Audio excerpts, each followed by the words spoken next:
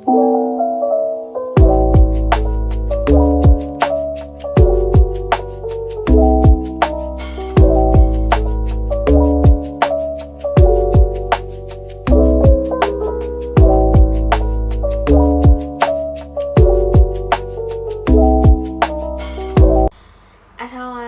warahmatullahi wabarakatuh.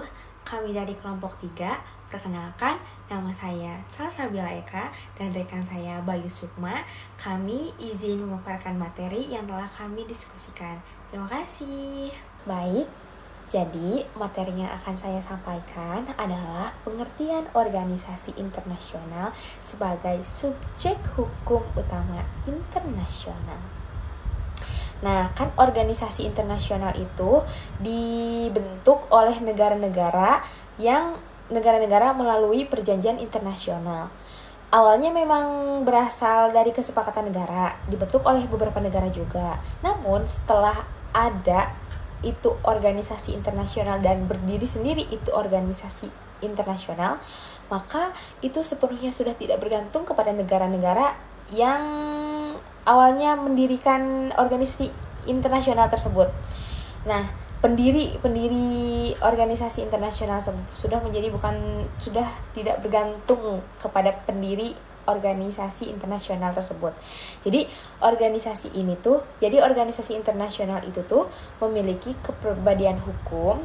Setelah berdiri sendiri, mempunyai kepribadian hukum sendiri, sehingga bisa bertindak mandiri dalam menjalankan fungsi dan tujuan hubungan internasional.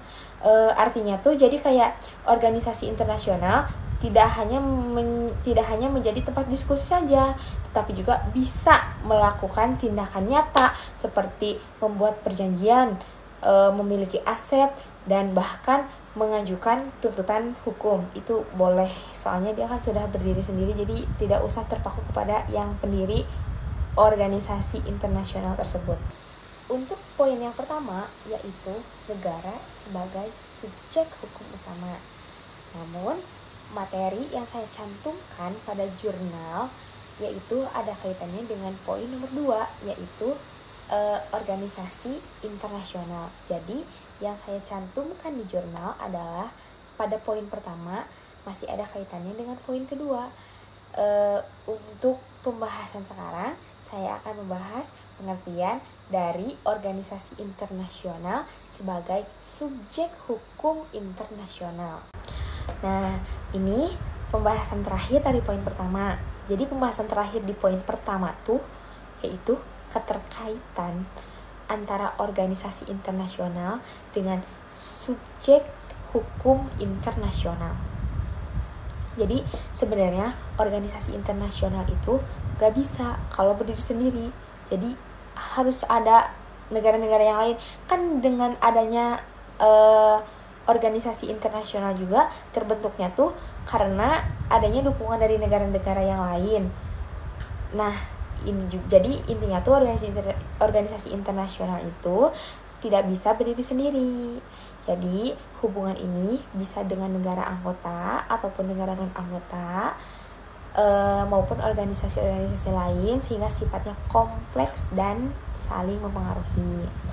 Jadi negara tuh tetap menjadi aktor utama, tetapi ketika bergabung dalam organisasi internasional, sebagian kebebasannya agak dibatasi oleh aturan bersama. Jadi kebebasan yang mau, misalkan si negara A, si negara B, si negara C mempunyai kebebasan masing-masing. Nah, setelah ikut organisasi, maka apabila di organisasi internasional tersebut terdapat aturan, maka mereka tetap harus ngikutin aturan tersebut. Meskipun di negara A, B, C itu mempunyai kebebasan, ya udah sih ya nggak apa-apa, orang di negara nggak apa-apa. Nah, tapi tetap kalau misalkan di organisasi internasional itu harus mengikuti aturan yang sudah ditetapkan. Nah, jadi itu tuh kayak aturan bersama lagi, kayak jadi di situ tuh konsep kedaulatan tidak lagi absolut karena negara harus tetap mengikuti hukum internasional dan kesepakatan yang ada. Selanjutnya yaitu fungsi dari organisasi internasional. Jadi maksudnya tuh fungsi dari organisasi internasional yang masih bersangkutan dengan subjek hukum utama. Nah, jadi kayak fungsi organisasi internasional yang berkaitan langsung dengan kedudukannya sebagai subjek hukum. Menurut Gigi Stark, pokoknya ada ditulis di jurnal kalau nggak salah, jadi organisasi internasional tuh diberi kepribadian hukum agar bisa menjalankan fungsi dan tujuan dengan lebih efektif. Kan jadi setiap organisasi itu memiliki fungsi yang berbeda-beda. Ada yang misalnya tuh ada di bidang ekonomi, kesehatan, keamanan, perdamaian. Contohnya itu kayak PBB, Perserikatan Bangsa-Bangsa. Kan itu lebih ke kayak menjaga perdamaian dunia. Berarti itu lebih ke perdamaian, bukan keamanan. Lebih ke perdamaian, bukan kesehatan. Kayak gitu. Itu selanjutnya yaitu jenis-jenis organisasi internasional. Salah satu jenis-jenis organisasi internasional itu ada organisasi internasional universal dan regional. Jadi organisasi universal dan regional itu tuh terbuka untuk umum, jadi untuk semua negara tanpa ada batasan wilayah. Nah, untuk yang kedua ada organisasi politik dan organisasi teknik. Itu juga cakupannya sangat luas, namun itu lebih tertuju ke keamanan dan perdamaiannya internasional saja. Untuk yang ketiga ada organisasi kerjasama dan organisasi integrasi. Organisasi kerjasama bertujuan untuk menjalin hubungan dan koordinasi antar negara tanpa mengurangi kedaulatan masing-masing. Nah, untuk yang terakhir yaitu pentingnya organisasi internasional dalam mewujudkan good governance dan hubungan antar negara. Jadi kita ambil contoh negara Indonesia. Kan negara Indonesia juga mengikuti organisasi internasional ya. Kayak apa sih yang membuat daya tarik Indonesia mempunyai daya tarik tersendiri untuk mengikuti organisasi internasional tersebut? Mari kita bahas sedikit. Jadi organisasi nasional itu memiliki peran penting dalam membantu negara-negara, termasuk negara Indonesia. Yang pertama tuh yaitu mewujudkan good governance. Good governance itu artinya tuh pemerintahan yang baik dengan menjalin hubungan yang harmonis dengan negara lain. Pada dasarnya negara bergabung dalam organisasi internasional karena melihat manfaat positif.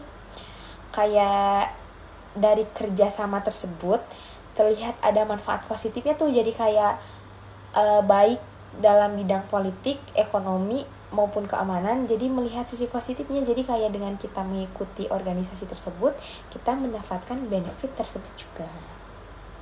Nah, contohnya melalui keikutsertaan dalam organisasi seperti ASEAN, Indonesia dapat memperkuat kerjasama regional, menjadi stabilitas kawasan, serta mendorong pertumbuhan ekonomi.